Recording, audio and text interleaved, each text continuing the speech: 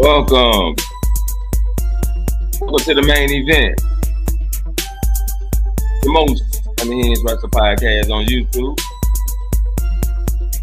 Let's get ready to crank this thing up, y'all. Let's get ready to crank this thing up. I be the main event, man. Welcome to the main event. I be the main event. This is the most unhinged wrestling podcast on YouTube. You can always click the link that's pinned at the top of the chat to join in on the conversation. But tonight we will be talking about WWE Saturday Night Main Event predictions. And we're going to give y'all our thoughts on that. But first, let me hit you with the intro so we can dive right into it. Welcome to Dom, I think I know what you were trying to do. Welcome to the main event. The most unhinged wrestling podcast on YouTube. Welcome to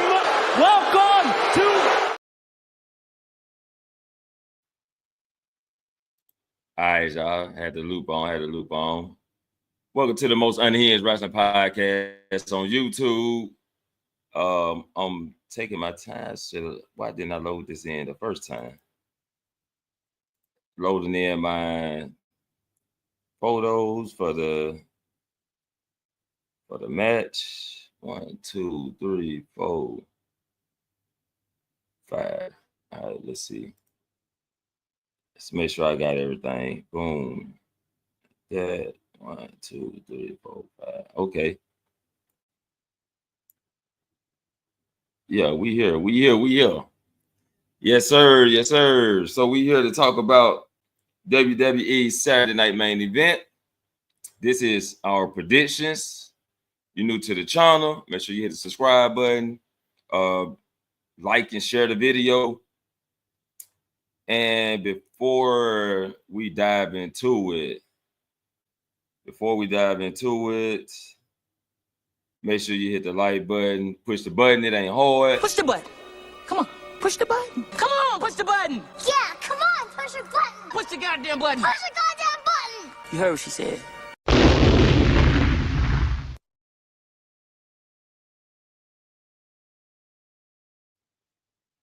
Also, you're new to the channel, make sure you hit the subscribe button. I'm telling you right now, great content, unhinged content. Hit the subscribe button. You're new to the channel. I'm telling you right now. But I am telling you right now. Hit that subscribe button. Yeah, man.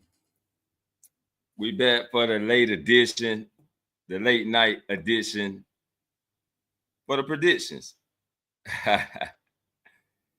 Yes, sir. But let's dive into this shit, man. Let's dive into it. Your boy, a little tired tonight, but we here though. We here.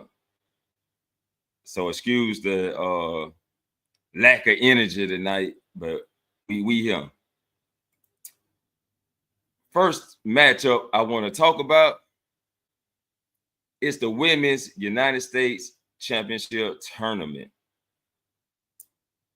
It can go either way. It can go all types of ways. We haven't had the final match yet. The final match of the semis, which we got Bayley versus Chelsea Green, Michin versus Tiffany Stratton. We may have to revisit this after SmackDown. But let's talk about each of the competitors, right? And who they may face. So let's talk about Bayley first. What if Bayley win and Michin win? We get Bayley versus Michin in the final. So if we get that,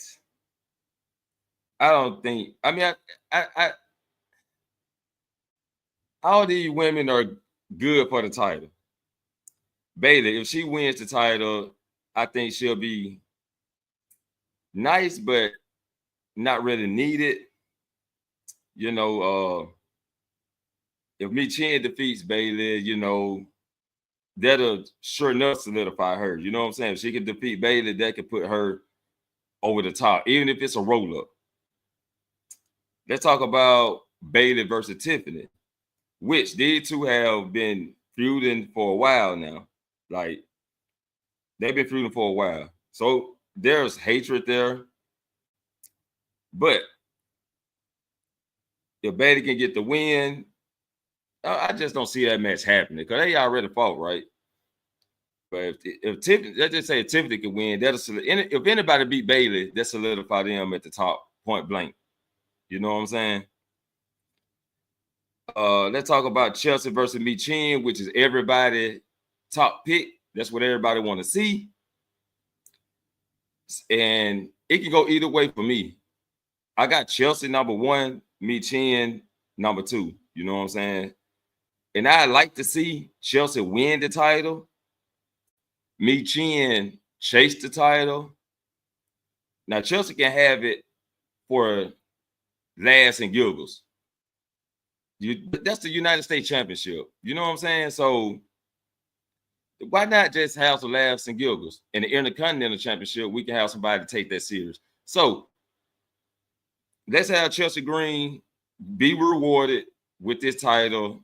She don't have to hold it long. She can hold it to the Royal Rumble. She can hold it to the Royal Rumble.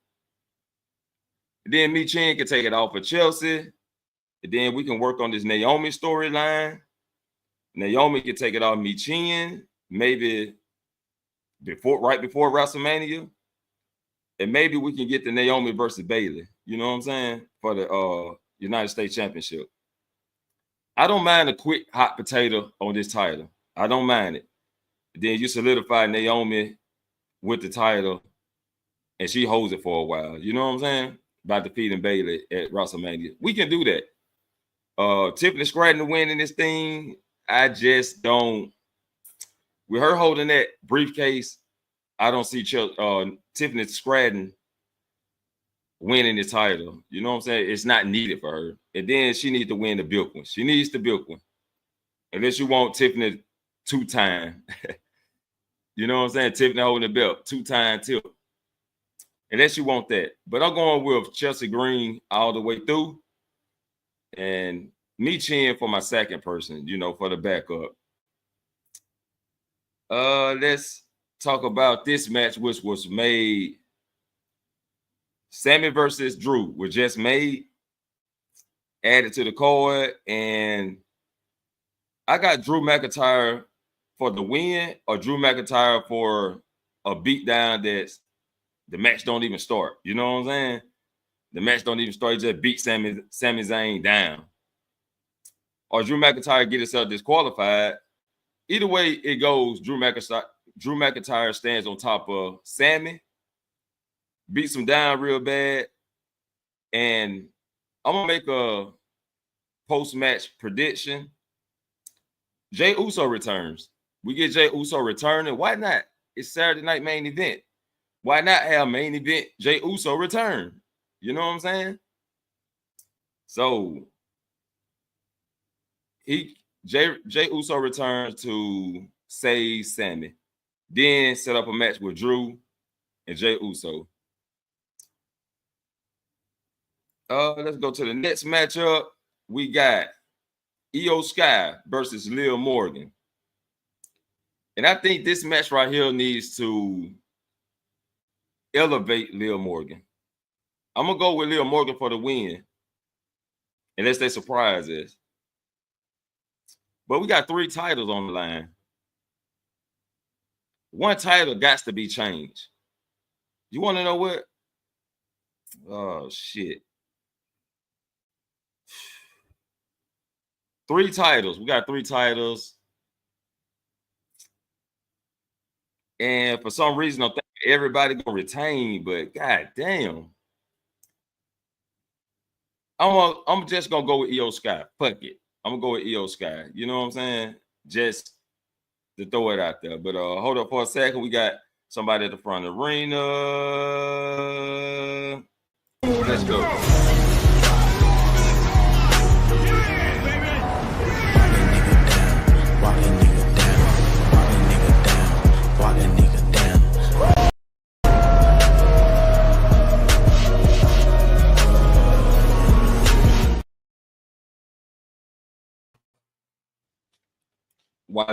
We in here. All right, let's get it. Let's get it. So let's start this thing over. Let's start it over. Okay, I did my prediction for this one. I actually went over each woman if they won, what I thought about it, and each woman facing each woman. Like if Bayley faced Mi Chen, Bayley faces Tiffany, Chelsea facing Mi Chen, Chelsea facing Tiffany. You know, just went over those type of topics. Okay. So, but just go ahead and go with each woman. What you think, if they need the belt, they don't need the belt. You know what I'm saying? Whatever, you know. Well, as far as this right now, Bayley definitely don't need the damn belt at all. Period. If she gets the belt, honestly, this is just an atrocity by WWE standards, literally. Right. Tiffany's probably the second person I don't need the belt either, because granted, I mean, she could have a moment sort of like Seth Rollins in a way, like, okay, she has 2 belts, which would make her very, good at this point. But it's like, if she's sort of on the co-op of you're co-opting her to be a face in a sense later down the stretch, I guess that may be a smart play, quote unquote, but it's like also like, do you really want to really waste this time point with this? Right. It's like, no, not really. Especially when you have the Money in the Bank. It's like, I mean, is she really going to be your driver? Because you're not making her look like the driver champion that's gonna hold down 2 divisions. Right. So it's like, no, I don't see it either. So of course this goes right down to Chelsea Green and Mi Chen overall experience between these two. Yep. Which, was already rivalry, already put in poetry between the two already as it is. Their vast battles back and forth. Honestly, either one of these 2 women can take the title right now, and I'll be happy. If I had to say just for the overall visuals, though, I'll go with Chelsea Green because, like I said, man, I can see how this works. She's the first lady, aka, the first women's United States champion, right? The first lady. She has her security, aka, Piper Lemons.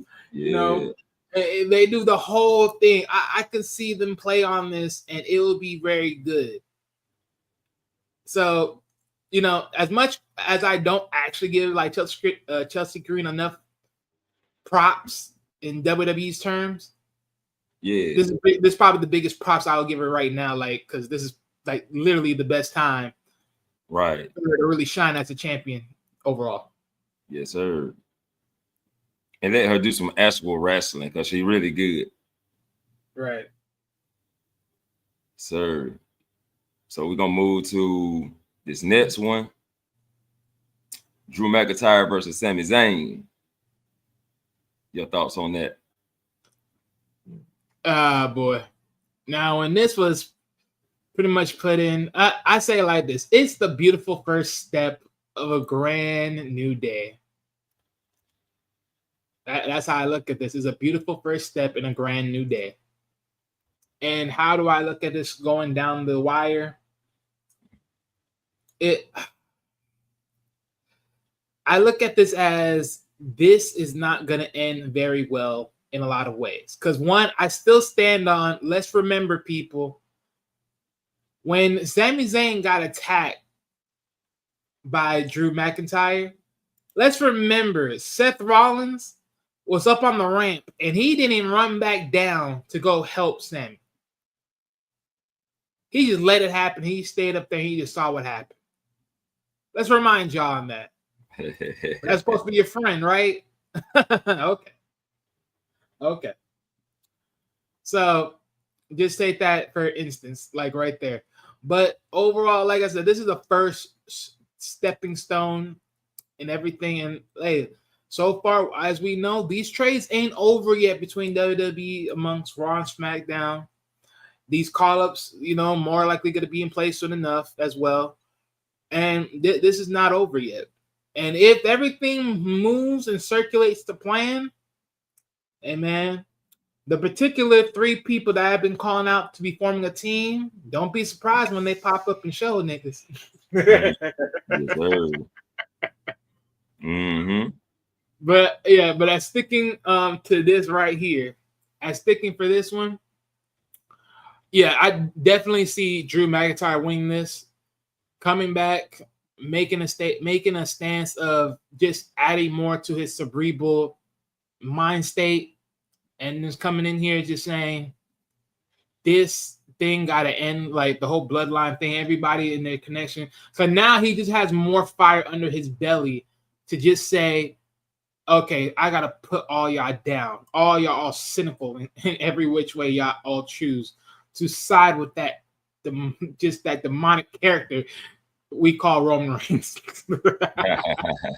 and put him downhill. And, right now, and I want to even go further because you got to think about it.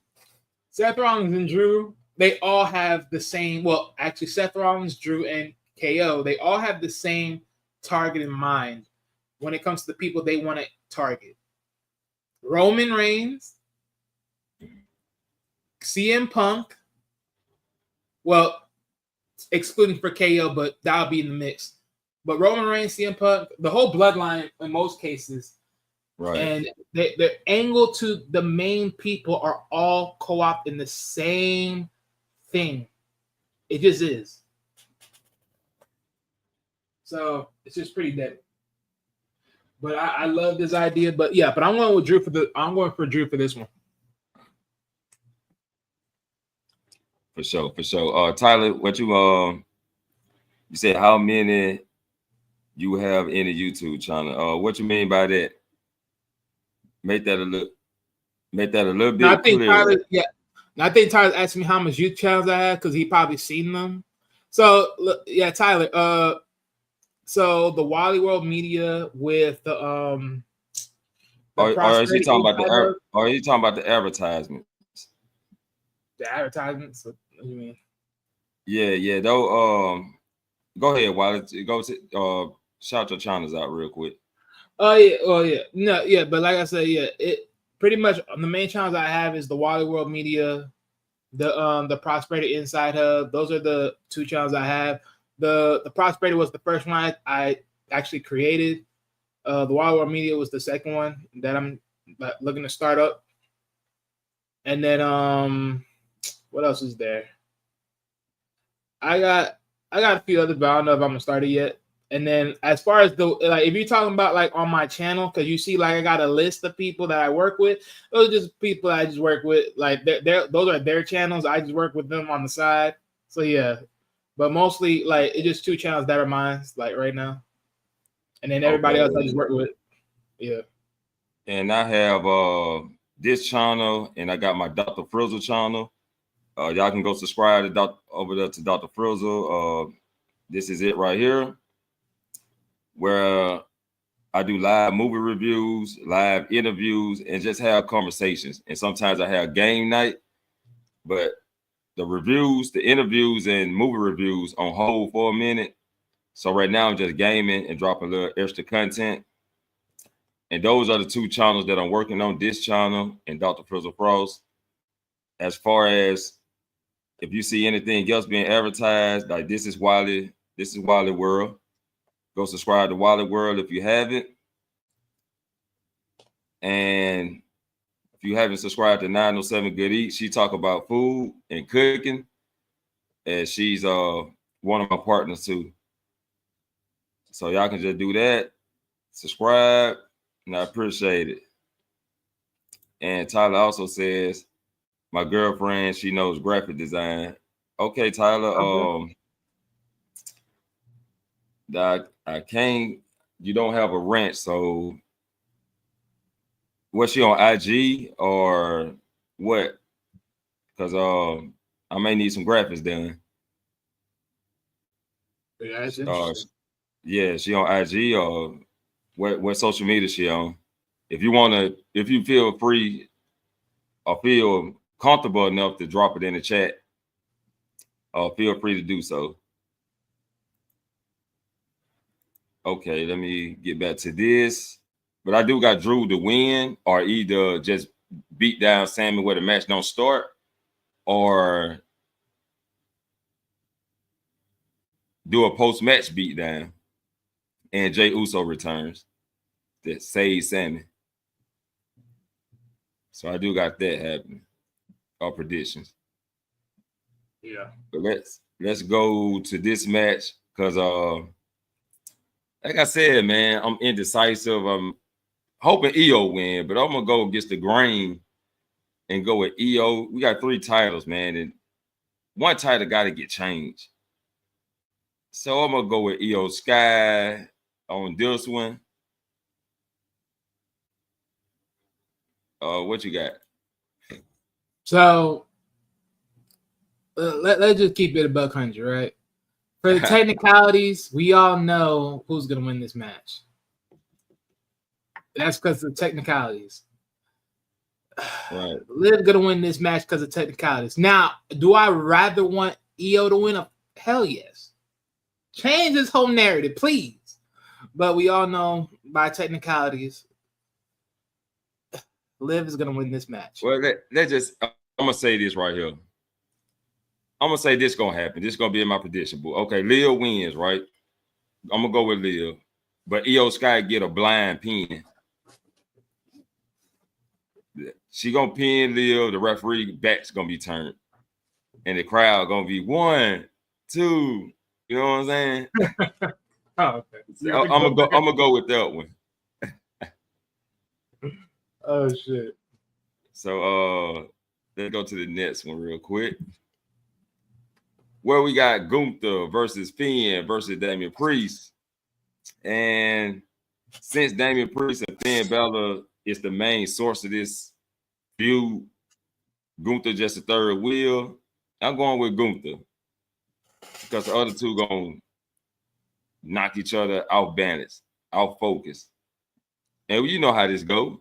Finn Balor I don't know who's gonna take the pin. Maybe Finn take the pin. Well, but you know, one person gonna put the other in the finish move. Gunther gonna come in, toss him out the ring, and get the pin. Right. Well, this is my idea for this match. Go ahead. And first and foremost, as much as the rivalry between Damian Priest and Finn is evident in this match, the sad fact is this is somewhat, I ain't gonna lie, this is actually a little bit terrible for Gunther because he has to be helped by these two rivalry just to make him look good, which is somewhat a shame a little bit. But from our overall visuals, yeah, I got Gunther winning this. Now, who does Gunther pin in this win between this triple threat match? That is very decisive because it all depends on how you want to move this story forward. But for me, I would say Gunther pins Damian Priest. Why? Because at this point, Damian Priest is pretty much the most threatening person to Gunther right now at this point. So if you put another emphatic pin, this sends him to the back of the line. Right. And then at least with Finn, this gives Finn an opportunity to try to get a one-on-one like he's supposed to versus sharing a three-way with Damian Priest, even though technically he screwed him over in his match from the last pay-per-view. So technically there's a reason why he's in this one. So I think if Gunther pins Damian Priest, this exclude him out, maybe gives Finn another chance at Gunther one-on-one, and then he makes sure to extinguish Finn Balor as well. Or neither, somehow there's a trickery of this all. Now, as far as the co-op, because this is a triple threat match, the co-op is Judgment Day comes involved, beat up Damian Priest, beat up Gunther, help Finn becomes world champion. That's the obstacle play in this. But for my main pick, I'm going with Gunther. The optimal pick would be Finn amongst Judgment Day interference. If they just say Judgment Day interfere, right? What if Dom accidentally cost Finn Balor the title and for their conflict. Now, that's also an interesting story. And But Tyler said, okay. "Oh yeah, Oh my God! I realized that all the championships on this match card lack of interest. Sadly, and boring, but Gunther. Mm. Yeah, it does speak lack of interest because they barely any stories. I mean, granted, I got to say that the this next one, we both went with Gunther on that one. So this next one is interesting. But go ahead, say what you got to say, Wiley. No, I was gonna say, like, towards Tyler's comment, in most cases, yeah, all of them quote unquote lack interest because let's be honest, anybody doesn't believe Io Sky's gonna take the title, even though you want her to take the title. And then as far as even to the point of just looking at that three-way, it's like just like what you were saying, right? Let's say Dirty Dom were to quote unquote fumble the bag and screwed over Finn in this three-way. My only thing is that would be hard to do because let's be real, unless JD McDonough and also Carlito are also down and out, somewhere else on the field, that's the only way Dom is going to only be able to screw Finn Balor if he chooses to. But other than that, that's going to be hard if everyone's focused on making targets. Two, another reason why I don't know if they're going to hit that trigger yet is because do you really want to see Dominic Mysterio at this point pull that trigger now more than ever to separate himself from the Judgment Day? Well, not actually pull the trigger, but accidentally, Well, yeah, but here's my thing. I don't. The reason why I don't like the accidentally part is because you have to be a real fool to do that in the midst of jumping on people. You just had to be a real fool, and there's just no way. There's just no way. Unless you like the rest of the team is wiped out, then you're there. And then let's say Damian Priest has finally got up and then Dominic is trying to punch him down. Next thing you know, he tosses him, interferes right in front of Finn. Finn, gets his balls, hurt by the freaking turnbuckle or some shit. Yeah. And it's like, okay, yeah, that's how that can work. I can see that, but or a drop kick out the top ropes and somebody pulls Finn Balor in the way. And either which way, but it's a lot. That is a lot where I don't see it like that. But yeah, but overall, I don't know. It's just too much for me to see that for them to do that type of goofy stuff right now, especially in that type of match. But hey. We'll see what happens. We'll see. Gunther retains, though. So the next matchup we got is Cody versus Kevin Owens, which I'm going to go with Cody retaining. This match might get a little brutal, may get a little, couple of people going, oh, and you think Kevin Owens going to win, take out the knee. But in the midst of Kevin Owens about to win, we get the return of Randy Orton. And that distracts Kevin Owens, and Cody picks up the win, furthering the Randy and Kevin Owens feud. That's what I got. That might be a play. I don't know, man. I mean, as much as I want to see this go down because of where this can go further down the stretch, I mean, I have to agree with Tyler. Like, this also somewhat lacks interest in a little bit, in a sense.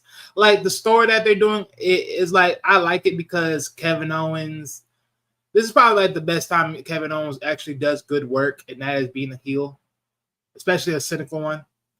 And it's like everything that, he placates amongst story is actually true. So his heel turn is very verifiable, which is great.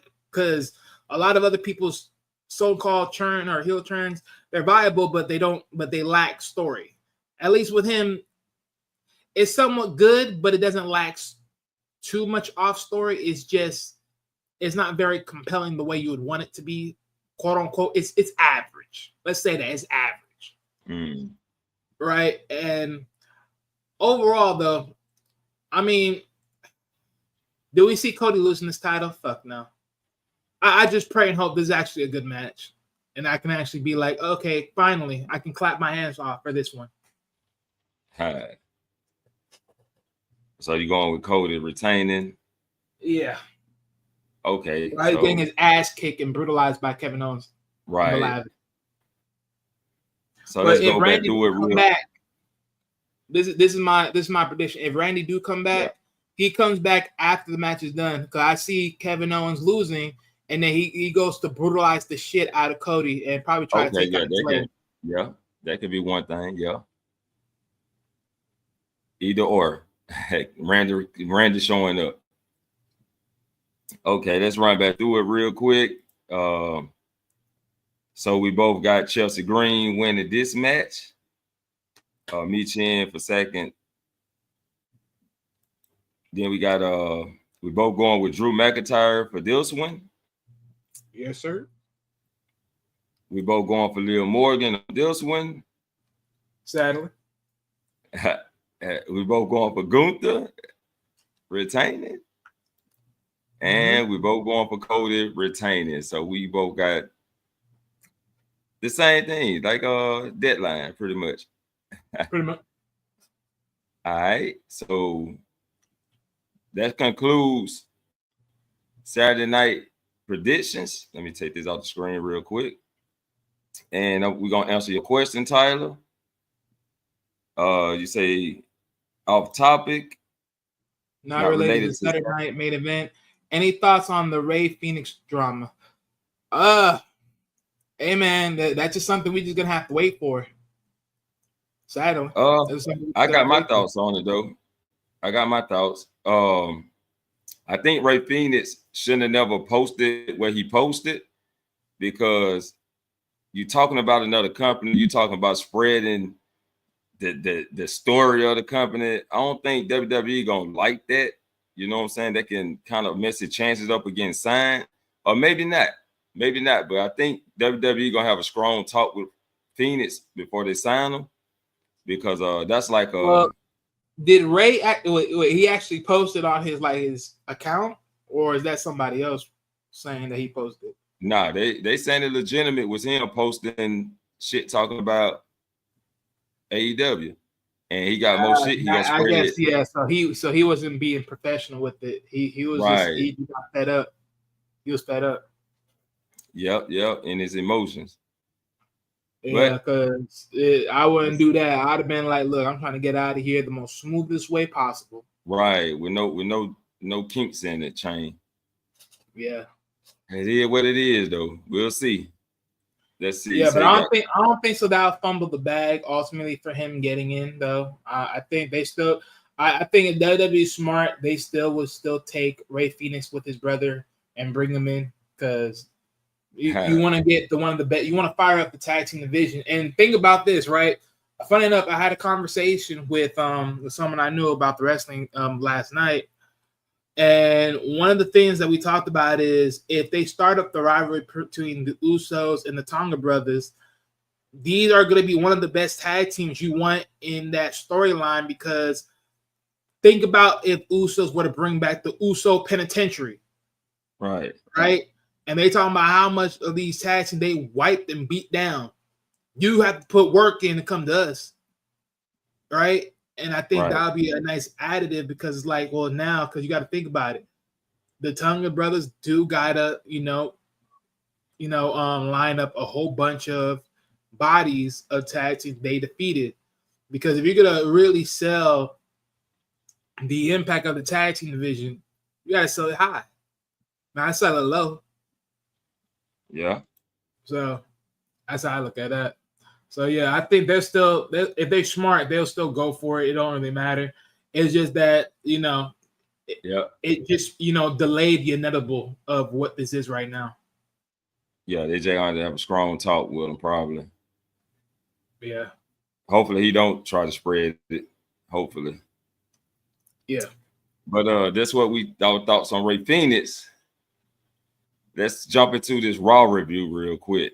Hey, hold on, wait You a know what I'm minute. Tyler had another one. He said, like, I'm calling it now. Randy Orton versus Cody Rhodes versus KO at WrestleMania. Yeah. I mean, I don't know, man. A lot of people be talking about KO versus Sammy at WrestleMania, which that might be more likely the case. I mean, we get a 3-way. It'll be interesting. I guess the only reason that it'll be a 3-way is because, well, one, Randy Orton is like, oh, he came back, but just because he came back and saved Cody doesn't mean he's on Cody's side, because Cody's the reason why he's in the problem anyways. So it's like it's a 3-way between the two. I mean, I can see that, but will that be the case at that point? Time will tell. Because I think at this point, Randy will more likely get KO to back the freak up, where, you know, it's not really going to be at a blood hope where it's going to be like a 3-way. It's just going to be a 2-on-2. I mean, well, 1-on-1. That's what I meant to say. And then KO, he more likely has to separate himself with the Sami Zayn situation. And that's pretty much aligning to what I was saying about, you know, that whole new team of Seth with Drew and then with KO. So, but we'll see what happens. We don't know. Nothing's, you know, final. OMG, the tag team division is boring with Finn Balor and yeah, honestly, I thought the War Raiders were gonna get it, but once again, WWE, I don't know. Oh, they got a rematch. Yeah, they got a rematch, but they should have. There's no need for no rematch. They should have had it the first time. Especially if you put in Finn in the title picture, they should have literally stripped them from the titles already. I don't know what the hell they smoking on. I agree. And then Tyler goes on and says, I think NXT tag division is better than the main. I mean, it has no choice but to be. It has no choice right now. Literally. Right. It has no choice. But that's the thing, is like they ain't no tag teams you're really looking to build to be anything special on the main roster. That's the sad fact that we have to now realize. The tag team division looks poor because there's no one on the main roster you're looking to give a high-level tag team story for. That's the sad truth. That is such a sad truth that we have to deal with amongst Raw and SmackDown. There is no one we're looking to build up to give a big impact. I mean, granted, SmackDown, I guess, is a little bit more better, but the only problem is, to a degree, I believe that the tag team titles on SmackDown is more like a hot potato visual right now, in my opinion. It's not really sitting down anywhere. Right. So, I mean, it is moving, but it ain't sitting down nowhere. So, yeah. So let's jump into the Raw review. And Gunther kicked off Raw this week. Judgment Day came out. Damian Priest pulled up. Then we get a bit brawl.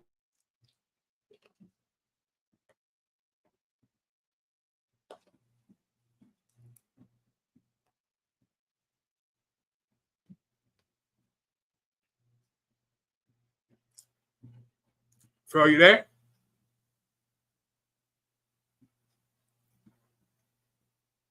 Let's give it a moment, people. But as far as for what Fro was talking about, until you come back. But yeah, but at the start of the show, Gunther was talking, speaking on his past in fluctuation between, you know, Damian Priest and Finn Balor. Of course, Finn comes out with the Judgment Day. They had their little discussion, their little talk. Before Judgment Day could even get into the ring, then you got Damian Priest come out, and you know that Damian Priest was hot and ready just to go out there and go for war, no talk. He was slowly and surely beating down everybody amongst Judgment Day on the outside. But as time grows, when he got inside, you know, pretty much he had Finn Balor tossed inside the ring. Gunther and Damian Priest were pretty much beating the crap out of Finn Balor for a little bit, but after Finn Balor was dropped and rolled out the ring, Gunther went right in there and gave a nice jabbing punch to Damian Priest.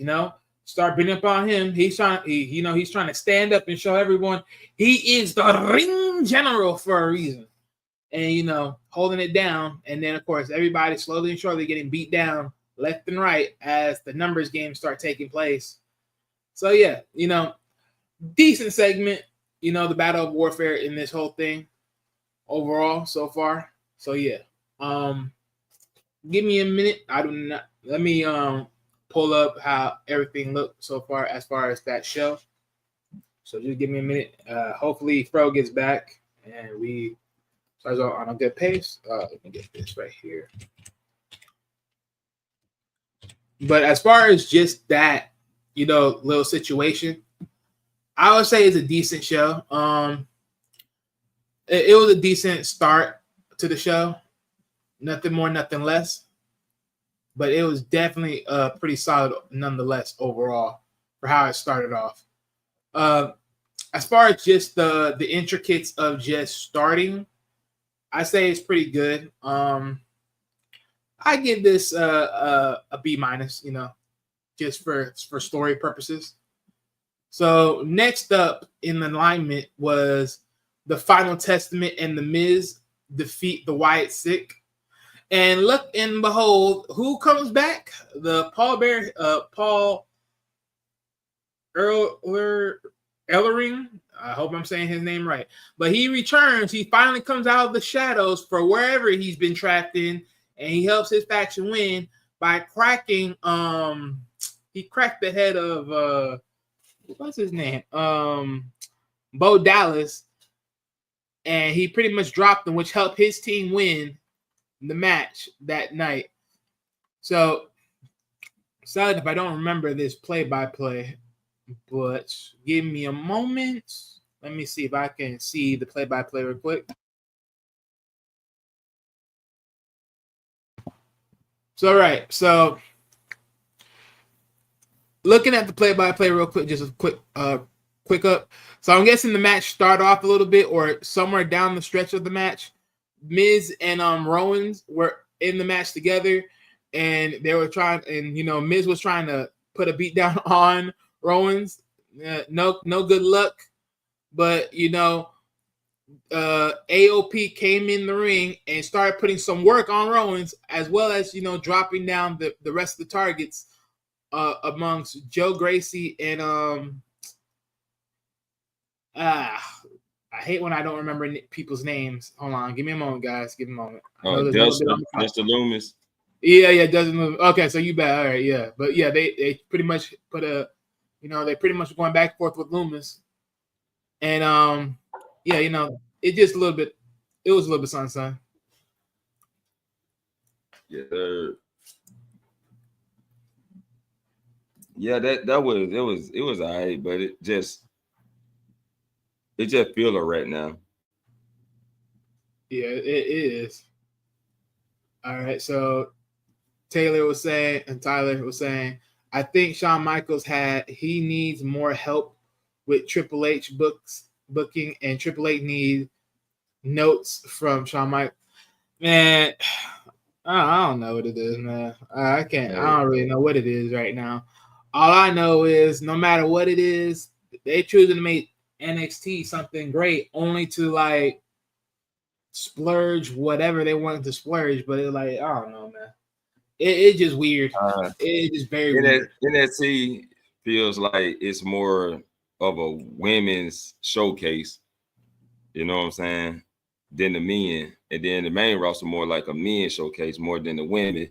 It's not a balance in between the two. Yeah, but I mean, honestly, well, no, I can't even say that. I mean, think about it. Even on the main roster, think about it.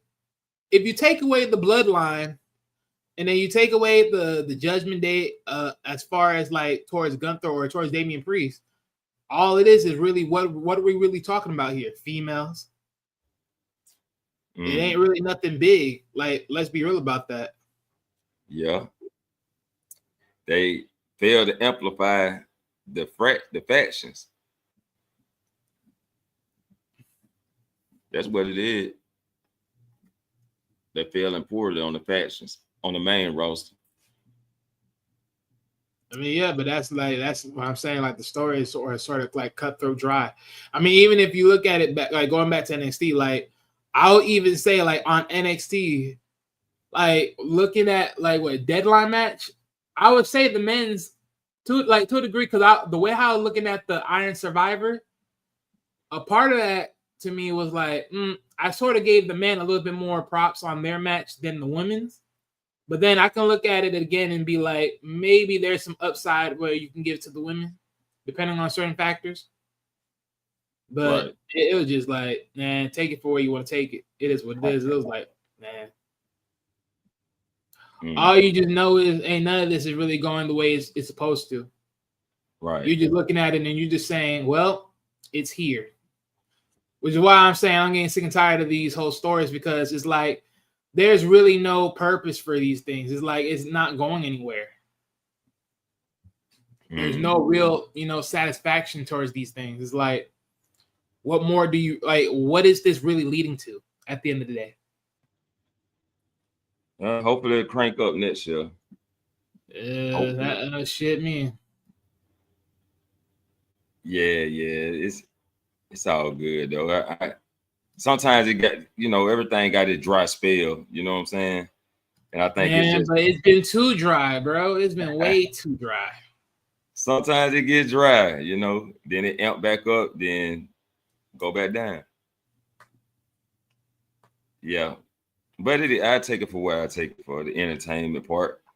But logically, yeah, you're right. So we did the wide sits, and hold up, let me get back to him. He said, come on WWE, why Triple H and WWE, please don't ball with Uncle Howdy and wide sits, RIP Bray Wyatt. And that's what everyone was so worried about. They feel like they were gonna drop that whole story. And personally, that's what I'm saying. Like that shit got way mediocre. Real fast. And that's what I'm like. It was hype with the promos and them returning, but yeah, the storytelling part, that was nice how they did it, because at least their storytelling is very unique. But the problem is now when you put them in matches, now you're just like, there is no oomph. There's no oomph with this at all. There's no real significance of anything. I'm gonna tell you what they need with this feud they got going, the Wyatt Six versus Final Testament. We need a fucking cinematic fucking match. That's what we need. They need to bring that shit. Cinematics won't help this. It's pretty much dead in my opinion. Make that shit like a fucking movie. We need to. That's what I want to see. Fuck it, shit. I mean, seeing it is one thing. I'm not gonna knock it, but as far as just this whole shtick, this was a failure. Yes, sir. All right. So CM Punk had an interview backstage. I can't remember everything he said, but I know he said it's not personal with Seth Rollins. He got nothing against Seth Rollins. Ooh. You got anything to say about this segment? I really don't got nothing to say about it. Actually, I do, because funny enough, right? So, I be, like when I pass through, certain social medias and I see certain things and I'm like, oh, okay. Thank you for this info. So last time I'd seen this shit, I was like, see, this makes perfect sense. So coming from Sports Kita Wrestling, so what they put out there was Seth Rollins, when CM Punk was fed up and he got tired with WWE, he chose to walk away back in the days, up around the time. He was one of the many people that chose to call him and try to see what's up and see if he was okay. When he never picked up the call, never returned no calls and everything else, that's where it started. Like his hatred for him right now, that's where it all started. Him not picking no calls, him not returning no calls, none of that. It just felt like, oh, okay, you just abandoned everybody that you were cool with, and then it's like, what the hell? But here's my problem. If that's the case, then you got to understand, why the fuck are you mad about somebody else being mad at the situation that they're brung into? Imagine if you were in their shoes, you think you would ultimately be able to pick up the phone call knowing that you are tired, sick, and pissed the fuck off of being disrespected by a corporation that know that you should be the guy, but they won't push you to be that guy because they have other ways of looking at wrestling and who they should think they should be the guy. When in reality, they don't have the it factor. I mean, let's be honest. We all know where Punk is, like, back in the days, and then the time when he walked out the corporation. Like, let's just keep it real. Like, anybody knows, amongst anybody, you got a guy that was from somewhere else, aka ROH, and now you bring him into WWE. But now you bring him in, but you bring him in as being the lesser than guy, not the guy, and don't even give him his props in most cases. And then you just constantly, at every corner of every way, just constantly just screwing up him, just screwing with him in every which way. Eventually people get fed up. So of course, if he leaves and he don't pick up no calls, he don't do nothing like that, why are you so surprised? Oh, because we're friends, we're this and that. Like, bro, there's just times, if you were really a friend, you would understand. There's just times people have to motherfucking be alone with their thoughts. It ain't nothing personal with you, but it's just got to be something with their thoughts. But of course, you want to make it personal because you're feeling some type of way about the situation. And the thing is, it's not about you, but you want to make it about you. Okay.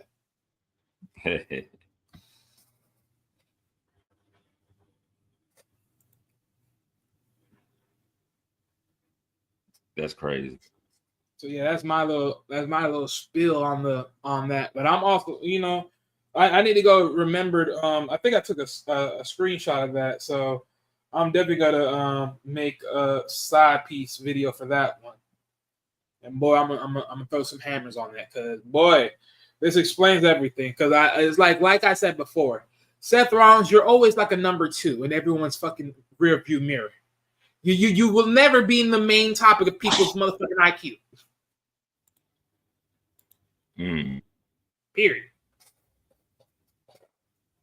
But with that said, because that segment was just what it was, and I don't remember the statement, because the segment of that part, so I can't really rate it if it was good or not. To me, as far as what I've seen, it was just like a bunch of ha-has and he-he's, like an added jab at him more so than anything else.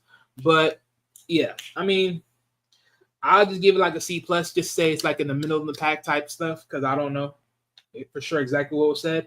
But when I get my time to see it, then plus add in what I saw as far as the commentary of what Seth Rollins and his beef with CM Punk is, I'll figure that out overall, like how that pictures out. Yeah, I got to get more of the story.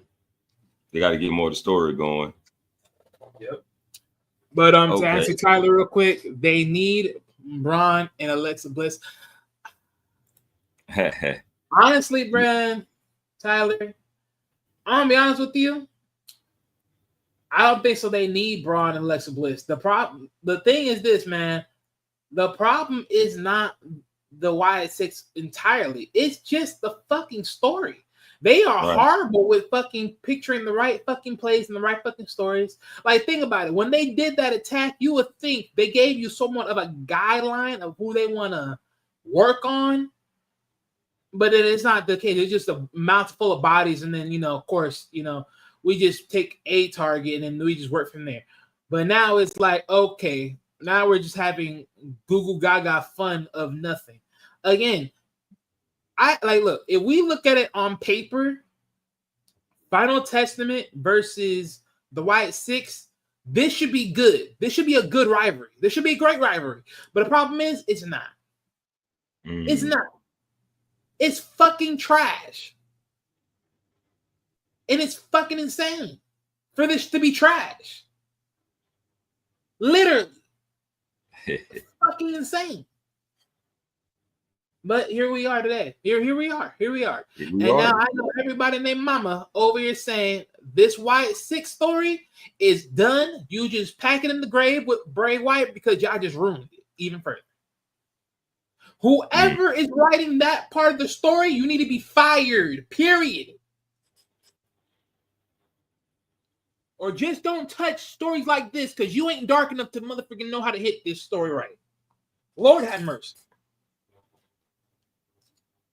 I can agree with that. Yep. So let's go to the next matchup. We got Dakota Kai versus Liv Morgan, and Perfusion Collective pulled up, caused a distraction. Liv Morgan takes the win. Post-match beatdown. Damage Control comes for the save, and Liv Morgan puts down Io Sky. In that match, still not digging this Perfusion Collective shit. But I'm gonna get back to that later. I'm gonna get back to that later when we talk about the triple threat. Anything you want to say about that segment?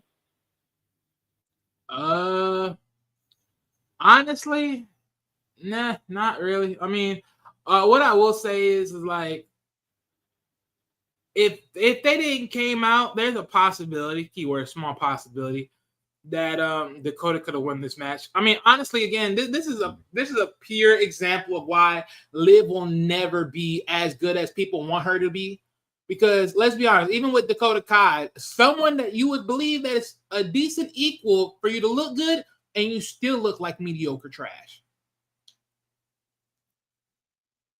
Again, people, this is apples to oranges. Liv can't hold a candle to herself without any version of help. Like, that's how bad she is as a character, bro. This is why I say she's literally like the mediocre version of Alexa Bliss, because Alexa Bliss could actually handle herself with other characters. And I know a lot of people don't give Alexa Bliss a lot of credit, but which is blasphemy in my mind. How the hell you don't? Right. But she don't even need this much help than the freaking Liv Morgan does, and they're running the same size. This shit crazy. That's why I said this match with her and Io Sky, they just need to let it be one-on-one, but we know it's gonna be shenanigans. But at the same time, it's like, damn, at least let her roll up into a pin and get the pin. But goddamn, yeah, we're gonna see though. And then Tyler came back. Yeah, it's mainly just them. It's mainly just them. That's the main thing. Like I said, I'm not mad at the idea of the White, like the Final Testament and the White 6. Like those two, that should be a good story. But the writing and the way of just pretty much the writing is just like piece of shit. Like I just can't. I just cannot. I just can't. Like, honestly, let me even put this even further. The White 6, the Final Testament should have been the final challenge of the White 6 before they even get to the bigger, grandiose picture. Them fixing them now was like bad timing. No, these should be the last like big bosses to their ascension. I don't know what the hell. This shit's redundant. And it says, I'm calling it now. Becky Lynch and Rhea Ripley versus Team Liv on Netflix. Man, look, I've been hearing this shit about Becky coming back and WWE could have made that deal and all this other shit. Man, look. It's whatever, dog. I think Becky is not going to be inserted in the women's world title. I think they're going to insert her ass straight into the Intercontinental picture. And see, and that's another thing I don't want either. I don't want that shit either. I'm sick of this favoritism of the four horsewomen. Fuck that shit. Yeah, I think we're looking at the rematch of Becky versus Liv Valkyria for the Intercontinental Women's title. Okay, that's fair. That's fair. I think that's what we're looking at, people. That's just fair. So we'll get to that though. We'll get to that. So then we got Cody Rhodes coming out of Adam Pearce's office, and he ran into the New Day, and that was a short segment, but it is. Well, I ain't got nothing to say about that. It was just a little quick segment. I look at that as funny shenanigans. Right. But then we get Seth Rollins coming out. Then Sami Zayn pulled up. Yeah, Seth Rollins with that goofy ass motherfucking clothing. They kind of hashed it out, Seth Rollins hesitated when Sami asked him were they cool. Seth Rollins was like, I guess so, but he was like, yeah, man, we cool. Then Sami Zayn called out Drew McIntyre. That's when we got the match for Saturday Night Main Event between the two. Drew McIntyre attacked Sami Zayn on the ramp. Just a quick segment. You got anything to say about that one? I mean, we really talked about it in the predictions. Yeah, decent, quick segment. Nothing too over the top. I give it a nice C+. Then we got the triple threat match. Ivy Nile versus Zelina Vega versus Live Valkyria. Now, this is what I want to talk about. Hey, I called that bitch. I told you I called that shit. Yeah, because it don't look like with the Pure Fusion Collective on Dakota Kai ass, it don't look like she's gonna make it. And Zelina Vega already got took out, so that takes her out the picture, right? Then we got let me take this banner down real quick. So we got Zoe, Raquel, and Kaden Carter.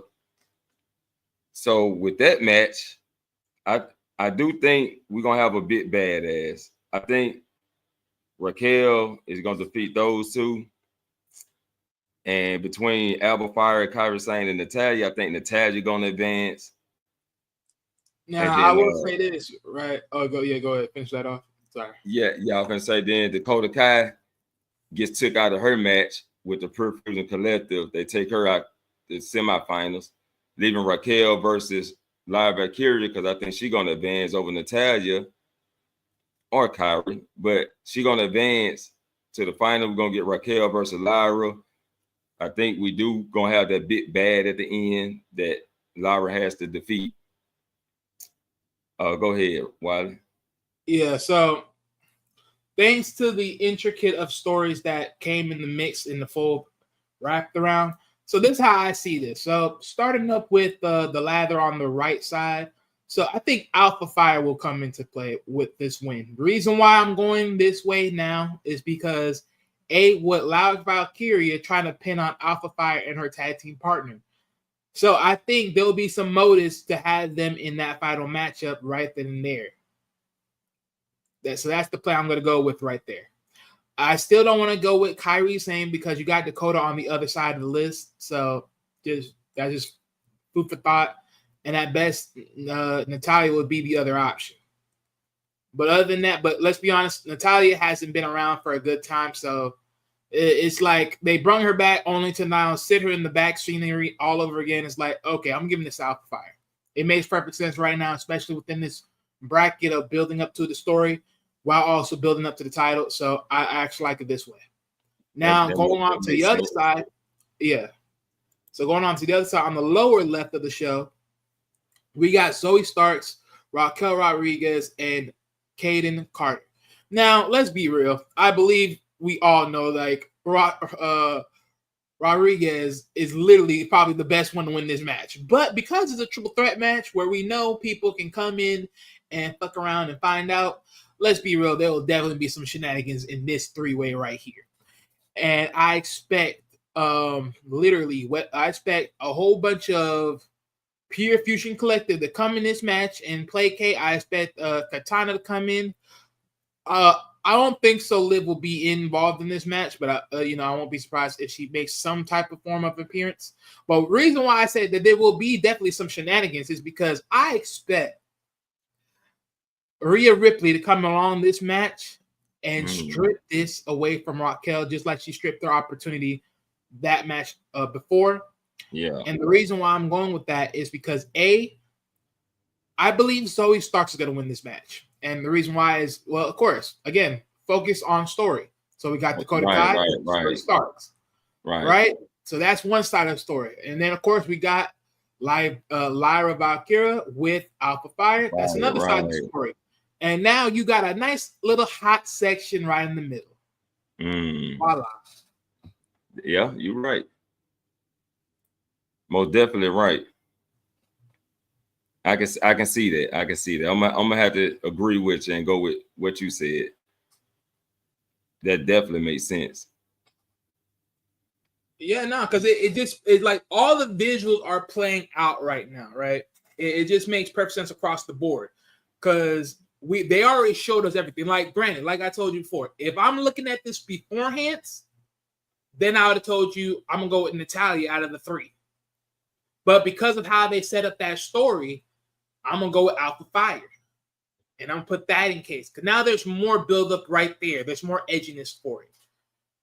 This one on the other, but now, like I said, even like just looking at it, Raquel is probably the better, stronger character amongst the three.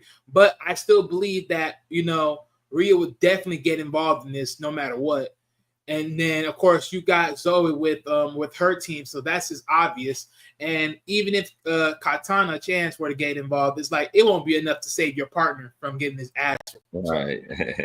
So yeah, it's like right now you got to look at who had the better odds, and it's like okay, yeah, Zoe's gonna take this one, and that's gonna add to the Dakota Kai story. So this game's perfect. And then as far as for the final battle, I do see Dakota Kai versus Lyra Valkyria, and pretty much like you said, if Lyra goes for this, right, with Becky Lynch possibly coming back, then yeah, it goes back to the Lyra Valkyria versus Becky, and this one will be for the IC title. Since Lyra was the one that beat Becky for the NXT Women's Champion title, so yeah, right.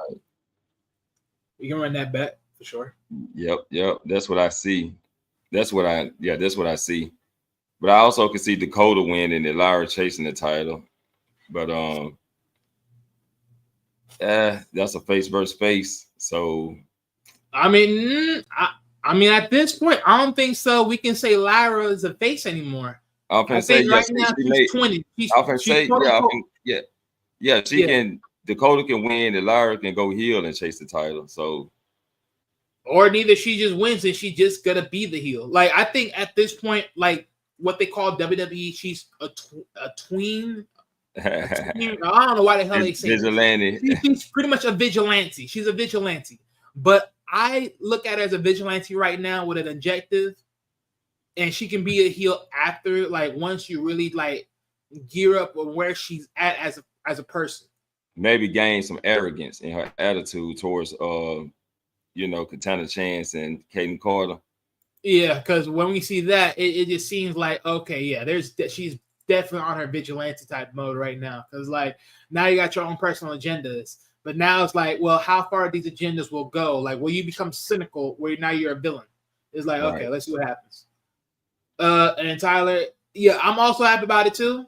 My only problem is here's my only problem, Tyler. They actually need to start making these women wrestle. I'm sick and tired of these little pitter-pat ass matches with these women. Y'all keep talking about the women's revolution. Bitch, you haven't revolutionized shit. I'm sick and tired of these motherfuckers. Yeah, they got women revolution. The only revolution I see is NXT so far. That's the only revolution I do so far. Sick and tired of this. Got to give them more time. Man, they had the time. They've been talking too much amongst these times. How much years has it been since we heard Stephanie McMahon talk about the women's revolution? Let's be real. We started where the women were just the women's championship, and then what we did, we castrated them for being now the Divas champion. And now we're bringing back the women's, but this is how far this gone so far. Yeah, they got to give them more time in the ring. That's what I was talking about. Man. Give them more ring time. Well, and that goes back to what pretty much I don't know if I remember saying this, but I remember when Paul Heyman was talking about the idea of not liking extra titles because there's not enough time to speak on them or make stories. Yeah, that's another thing right there. This is why I say y'all got to bring back the 3 hours because if y'all got to add more titles, y'all definitely need to give some more time to these motherfuckers to build out. Yes, sir. But of course, because WWE's doing these social media sideline stories, whatever. Well, it's the holidays. That's why they're doing the 2 hours. Well, yeah, but I'm saying like even then it's like even then if it was the holidays, let it be the holidays. You could have said like, oh, for the holidays we're doing 2 hours, but we'll be back to 3 hours after the holidays. They didn't have to say, oh, we're switching to 2 hours. That is no. And then it's like, oh, next thing you know, you're gonna be like, oh, we're switching back to 3 hours. Bitch, why the hell you switch in the first place? Oh, Yeah, well, technically we switched because of the holidays. Y'all could have technically they I think they did mention that, but no, they didn't. No, because when they explained why they changed it back to 2 hours, they changed it because of how the hassles of the prep. I think that's what they said, something like that to that degree. Okay. But we all know though, it's a holiday. That's why I do pre-recorded and shit like that. So it is what it is. As long as they go back, they're going back 3 hours next year. Better. So then we got the New Day segment, and they came out, got more boos than Dirty Dom. They couldn't talk on the mic. Nobody went let them speak. I thought it was funny, but I'm really looking forward to it. Good. I'm glad people waking up. And I'm looking forward to the advancement or the payoff of this. How will they character change? This better pay off. I hope this pays off because Lord have mercy. For me to go through and see this, it better pay off. Because I'm telling you right now, ladies and gentlemen, I told y'all there was no way in hell they separating these two. Because what amount of stories would you give Xavier Woods by himself? I try to tell you. I mean, granted, even if they did it, right? And let's say big fella that was here before he, the whole claim of, battery or whatever he was accused for at that time. Let's say he was tag team with that dude, right? He separated himself. He joined Xavier Woods, and he got his new guy. And then Big E comes back and then, joins Kofi Kingston. Okay, fine. Even if you went that route, fine, cool. But it's like, I'm like, again, like, where in the world is Xavier Woods going to really grow to be anything more on a solo scale? Please help me. Y'all did all this for nothing. I'm going to just be real with you. That's why I said I just knew they were never going to separate this team. They were not going to do it. There's not enough for these niggas by themselves.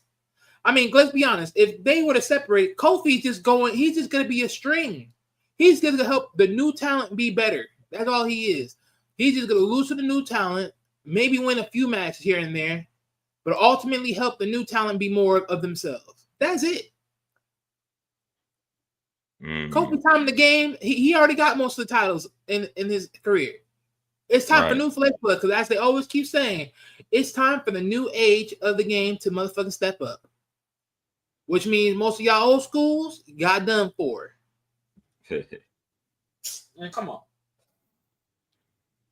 Damn. I knew they were never separating. That shit was a fluke. Yeah, they fucked me up then. Fucked me up. I thought Kofi was going to pass the torch to Xavier Woods. But no, it's all good.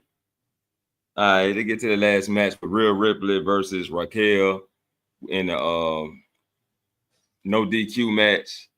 Had a couple shenanigans, but Rhea picks up the win in the end. And post-match beatdown, Io Sky comes out to save Rhea Ripley. They both pick up the title, indicating that this will happen in the future. We'll get Io Sky versus Raquel. And you know what? I'm glad you mentioned it. I'm so glad you mentioned it, because that is a small but a big hope that I hope they give Io the title. Please change this horrible story. Change the demented ass story, please. Save this. Give us grace.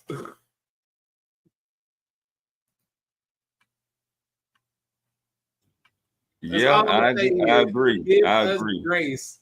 That's why I would like. That's why I would like the real versus live.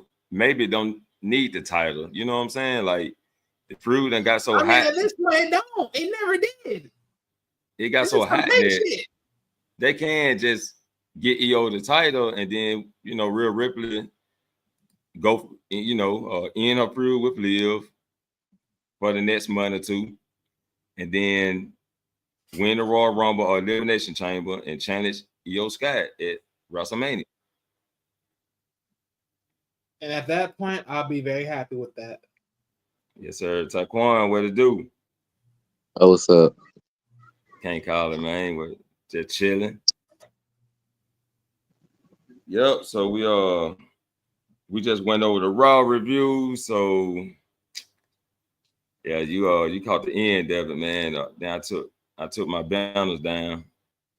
Yeah. For the predictions. But let me run down and let me ask you who you think gonna win. So with the women's United States finals, who you think gonna take that win? Do they do we make it to the final two yet of that finals yet? No, we haven't, but just a prediction for the finals. Oh, We got Chelsea. Bayley versus Chelsea, Michin versus Tiffany. So who going to the finals and who win? Chelsea and Michin. Chelsea. I might get my dream of Chelsea being the first champion. There it is. Okay. So what about Drew McIntyre versus Sammy? Oh, Drew. Just came back, Drew.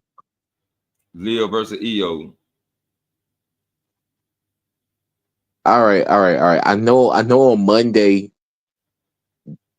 they tried to give us hope. I'm still saying it's Liv. I'm still saying it's Liv. Yeah, we say. Okay, the triple threat, Gunther versus Finn versus Damian. Gunther. Okay, and last not least, Cody versus Kevin Owens. Cody. Okay, so we all got the same predictions. Ladies and gentlemen, that tells you something.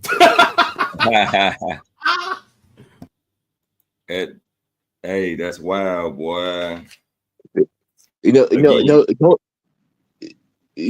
what? I mean, Harry predicted Cody was gonna win, but when they made that video earlier this week about, they didn't confirm what was in the briefcase, but most people are saying for one night only, they're gonna let Cody wear like the old school WWF title. Once they showed that video, that right there, tell me, okay, y'all not finna do all this just for nigga to lose. Yeah. Like that's that right there. That's his dream title. Yeah. Yes, yeah, you're right. Basically gave it away. Yeah.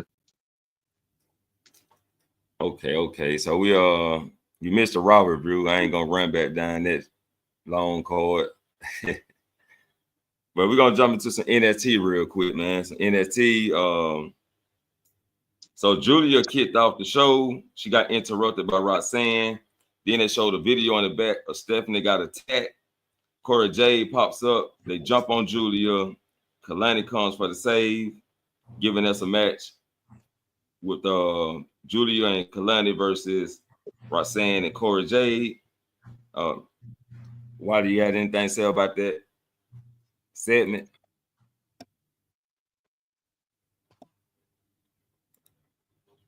Did I drop out again? Oh, no, I'm still here. Taquan, you got something to say about that segment? Yeah, it was cool. Okay, It was add some drama to the title match in like a few weeks. Yeah.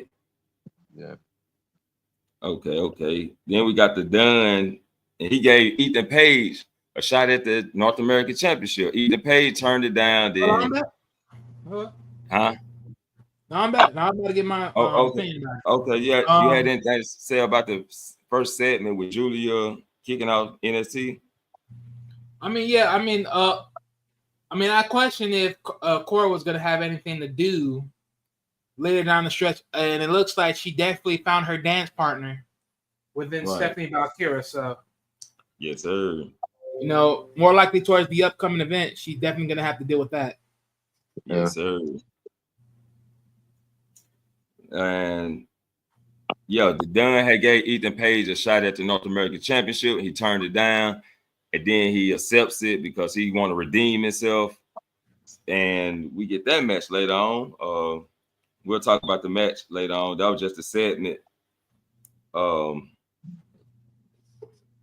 Lexis King won a shot at the Heritage Cup, and OTM pulled up on them. So maybe we're gonna get a match with OTM versus Miles and fuck. I can't think of the nigga name. What's his name? Miles and who? Shit. You talking about Miles and Payne, or are you talking about someone else? No, the No Catch Quarter crew. Oh, okay. Miles and Tavion Heights. Yeah, okay, Tavion Heights. Yeah, so we're gonna get OTM. That's what it looked like versus them. Nothing really too much to talk about. Unless y'all got anything to say about it. But other than that, we got the Wesley versus Javon Evans in a nice little match. You know, your boy was bouncy, but he ended up defeating Wesley. So I'm wondering what they're gonna do with Wesley from here. The guy just can't win to save his life right now. I have a question about Wesley, y'all. I have a question. All right. I'm a Wesley fan, right? But I have a question for both of y'all. Do y'all like Wesley as a heel? Because I ain't really fuck with his heel stuff like that. Y'all like him as a heel? What's your opinion? No, because he don't. He right now. No, I don't right now. Yeah, I'm not really feeling it. Yeah, I don't think he can play that part good. Go ahead, Wiley. So this is how I'm gonna do it, right? I'm gonna give it from a standpoint of how would I look at it if I'm just looking at it from a perspective of how it should be done, and then versus what it is right now. So how it should be done, what I like him as a heel, yeah, but how it is right now, it's one of those dry spots right now because, like, well, you're not the guy that they're pushing to be the it factor, anyways. It's like, let's just keep it real. You're just there, quote unquote. You're just there. So that's how I look at it. It's like he's just there. I mean, granted, if it was sort of different where Wesley was able to thrive something like just being something else right now, then it's like, okay, he would have more oomph being a heel. But because he's just a standoff trying to get to the NXT championship, it's like, okay, you ain't the guy right now. So it's like your heel doesn't look as heelish enough because there's other heels that do it better than you. Yeah, right. Yeah, that's kind of like my main issue with it. Like I like his matches, right? Like one of his promos and stuff. Like he don't feel natural as a heel. Yeah, like it feels like he's like.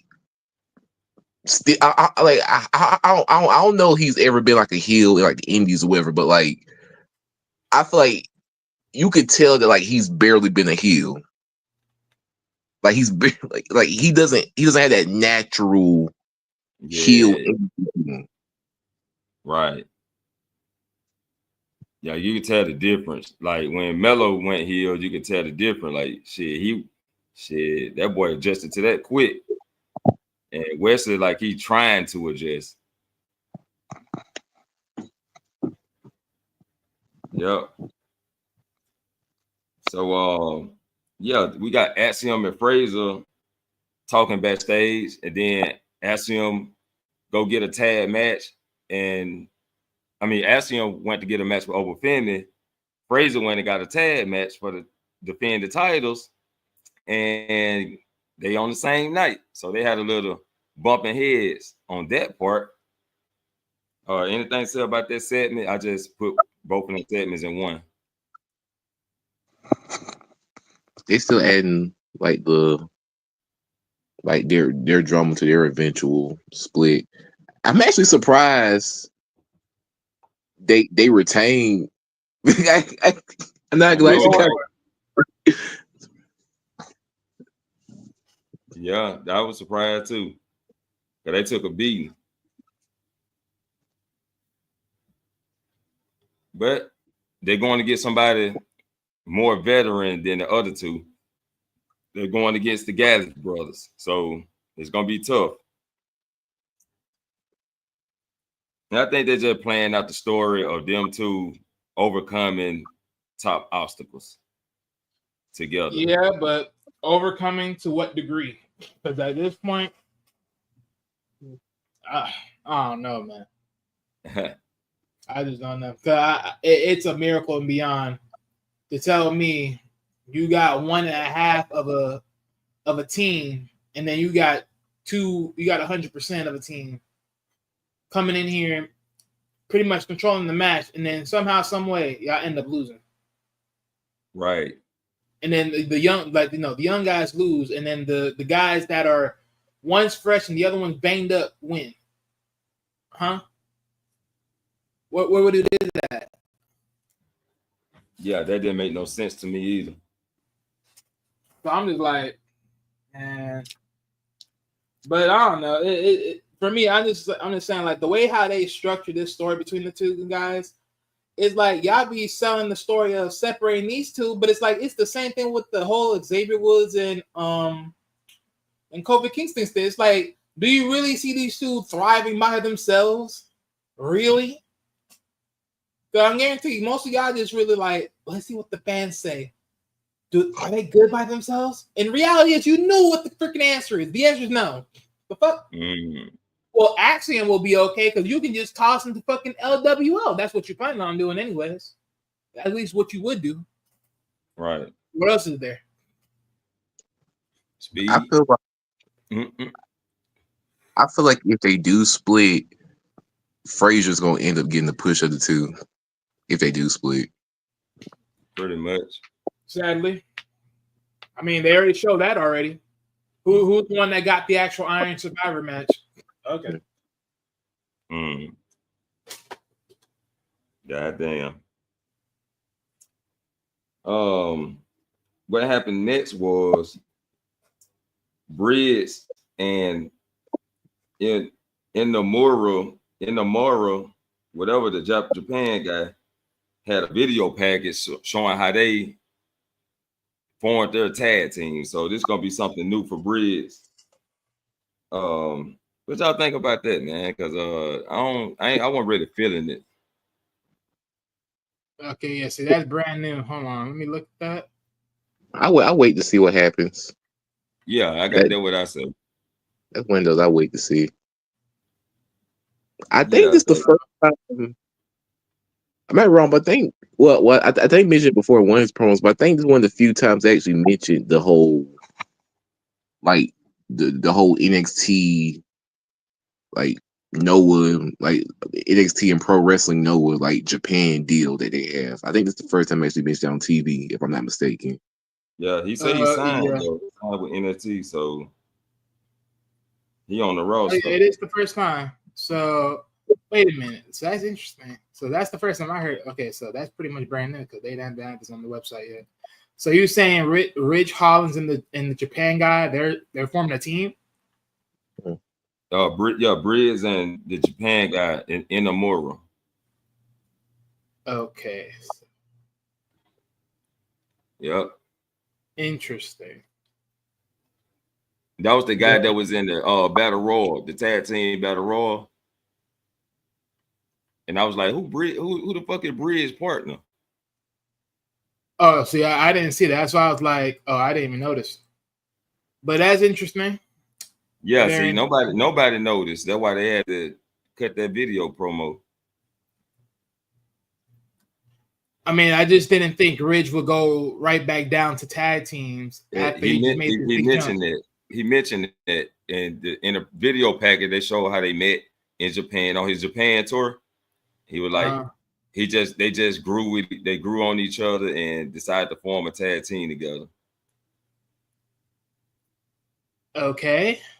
But they had a one-on-one match and they enjoyed it and shit, beating the hell out of each other.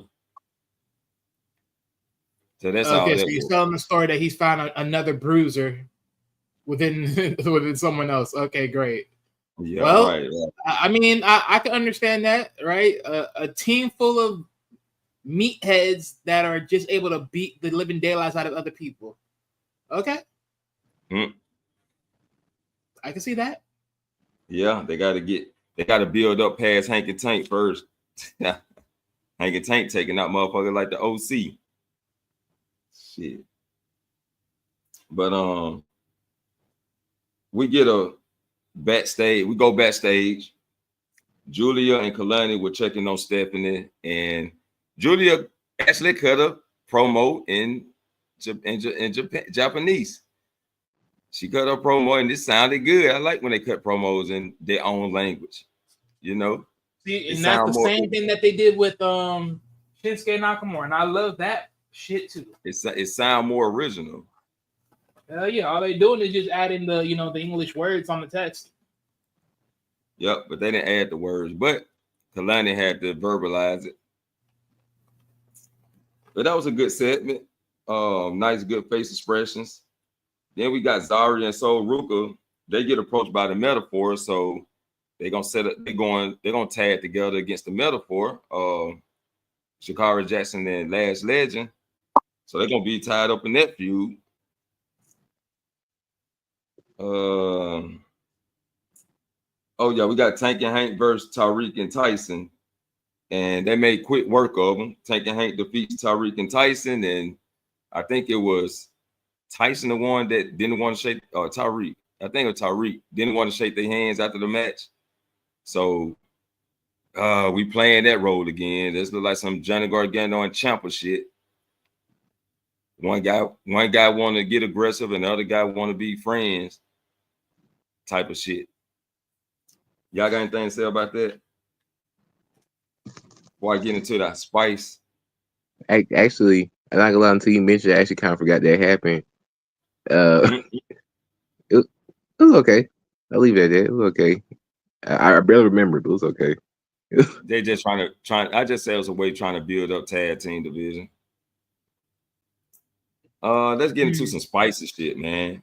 Because Femi came out, then Trick Williams came out, then Eddie Thorpe comes out talking. Femi told him to shut his goddamn mouth.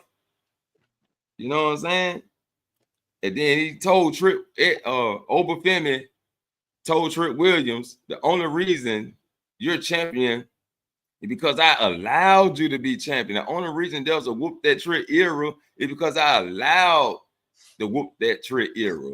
I can take that when I want it. Man, there was some good shit. Femi and Trick Williams had their back and forth before Femi leaves.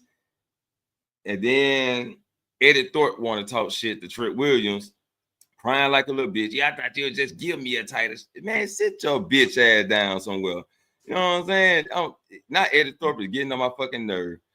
And I'm glad Trick Williams laid his ass out. So they're going to have a match next Tuesday, though. I mean, they've been showing he was whining. Remember when they said, Eva, I've been trying to get in contact with you. Come on, I want to talk to you. And she's like, oh, look, we'll talk next time. I promise. Oh, come on. I just need a few moments. I'm like, man, look.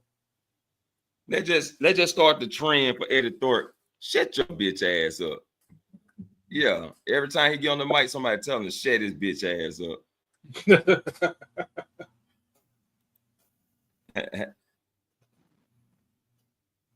Oh, you think Femi attacked Eddie Thorpe? Nah, he didn't attack him. Hey, you know what's crazy, Tyler? That would have been the smart play if he did, because I throw his punk ass out. But word on the street is Eddie Thornton attacked Eddie Thornton. Right. That's what they saying, which is crazy. But I guess the quote unquote sympathy. Because think about it, right? If Eddie Thornton attacking Eddie Thornton basically is like, oh well, since he wasn't able to quote unquote compete in the Iron Survivor, he should at least get a chance to prove himself that he's deserving of the shot, quote unquote. Right. Which that's how I see it. The main that was what happened though. That's exactly what happened. Oh, go ahead, Taquan. no, I was hearing the main thing I was hearing for the whole Eddie Thorpe situation was they're going to use this to introduce Hikuleu. That's what I'm hearing. Mm. Wait, what happened? I've heard they're gonna from what I've been hearing for just been like internet whatever. I've heard that they're gonna use the whole like Eddie Thorpe situation, especially with the whole situation with him and Ava, to introduce the dude from New Japan, the other Member. Oh, you're talking about okay. I mean, that would make sense. I mean, down the stretch, that could make sense. I mean, I did mention that. Family. Not exactly like that, but I did mention that.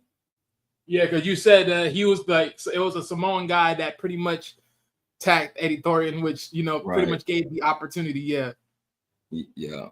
So they're gonna play it in a different way. He says he thinks Eddie Thornton don't have no mic skills. Yeah, he really he was good as a face, but this heel, Eddie Thorpe, nah, he's like reminds me of Wesley. They like they trying, but they can't get that heel. It just ain't clicking. And see, this is what I'm saying. This cookie cutter mindset of NXT is like, oh, well, we're gonna give them a great face play, and then we're gonna switch them to heel. Let's see what happens. Like, no, they're just certain people that that can just play the fucking face place, and then that's it. Fuck out of here. Yeah, I agree with that because they're the guy. I agree with it. Like some niggas just can't be healed. Like I go right back to Wesley. Wesley is not a heel. He just not. Especially with the circumstance that he has, he's not good enough right now to be a heel. Right. Okay, so King Reezy coming in. He's saying Opa and Trick is gonna be cinema is gonna pop like popcorn money. Oh yeah, I can't wait to see Trick die. He said I can't wait to see Trick die. Oh damn! Now we going there with it. The thing about Oba is he do you know what I'm saying, put up good matches, and he do play the part where you can kind of take him down, but when he at the end, when he get crunk, he get the stumping, it's over. Yeah, but I will sit here and say this, right? Like if we tagging like we talking back to the story, like as far as the placate, when he said like Opa's talking about the only reason you're the top guy here. The only thing he should have said is the only reason you're the top guy is because you're just here to entertain. But let's be honest, when it comes to the amount of work you've done so far, what have you really done? Lose to a fluke and then pretty much been average. While I, on the other hand, have been running shit, bodies after bodies after bodies. What have you collected? And that's what I would love Opa to say, because that's just the truth. Opa been collecting nothing but straight bodies of niggas when he was the NXT North American champion. I agree, King Trick, Reezy. Trick ain't doing shit. I agree. I don't know who's gonna beat him.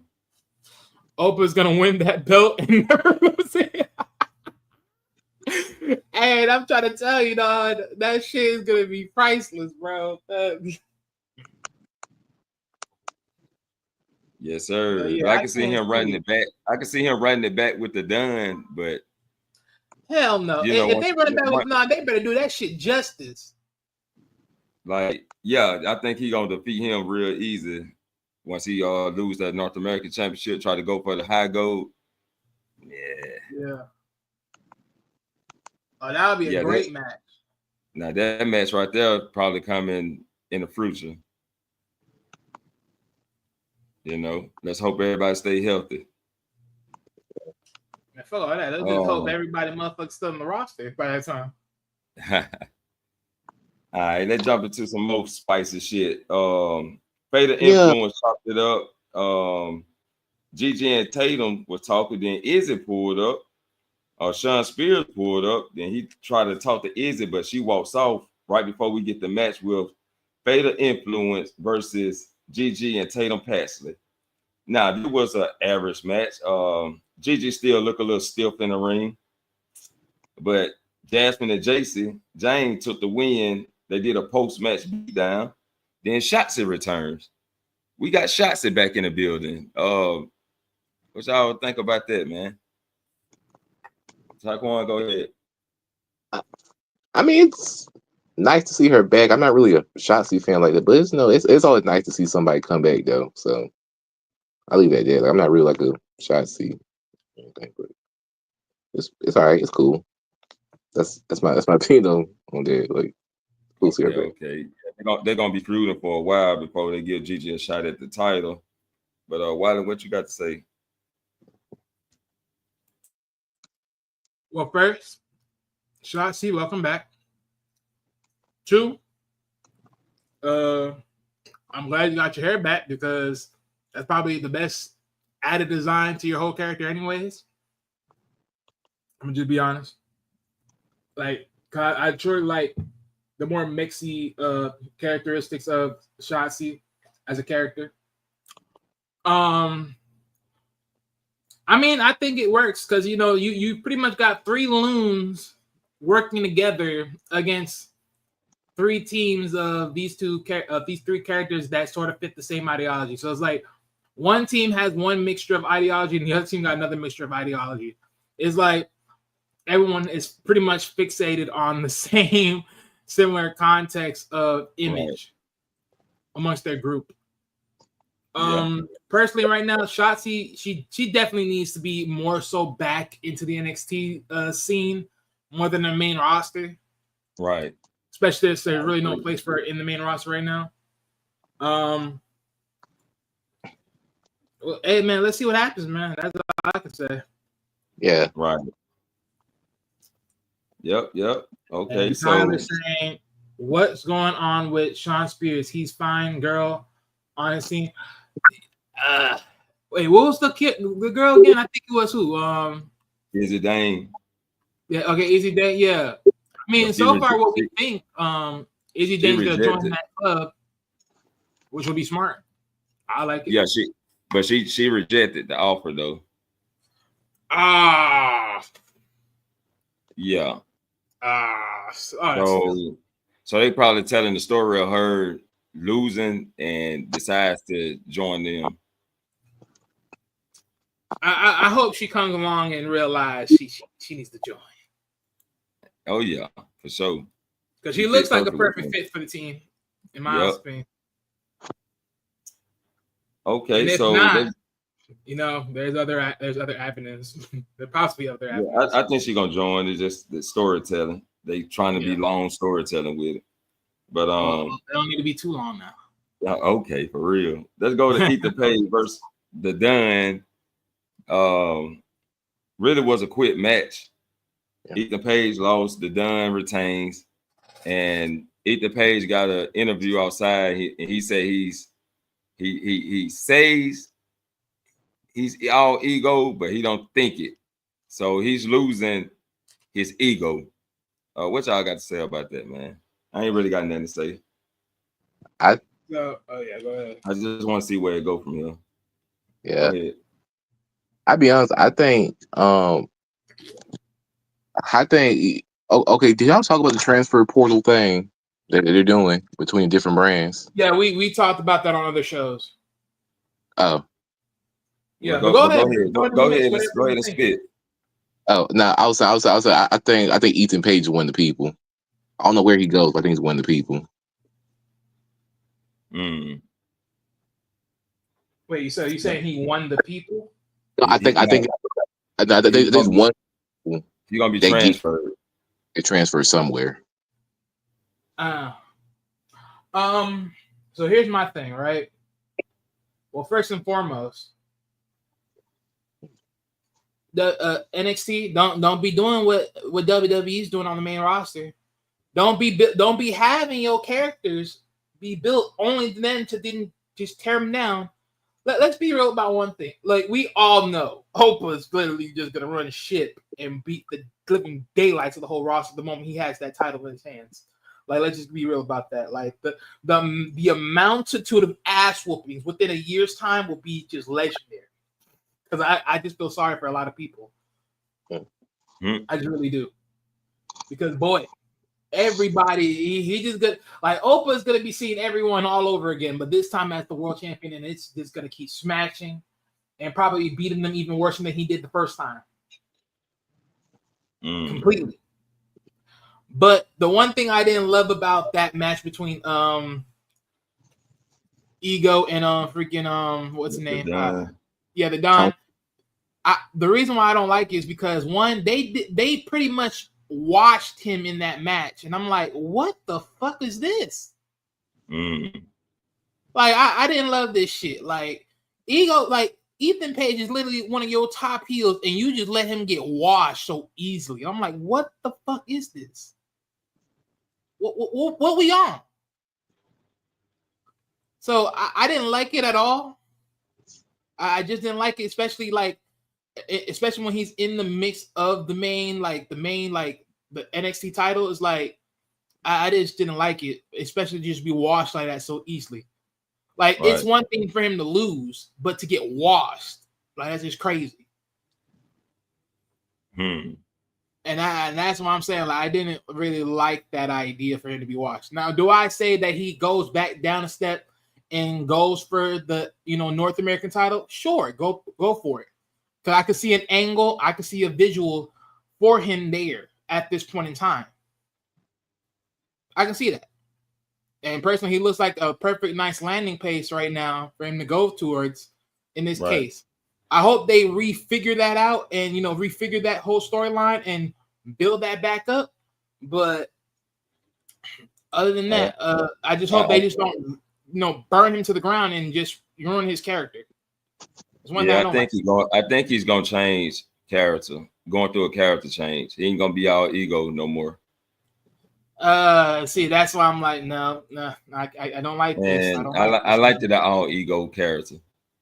And that's what I'm saying. Like, they will ruin that whole thing, because right now, no, especially in the main card visuals, like, no, you don't throw down to the trash bin your top heel guy.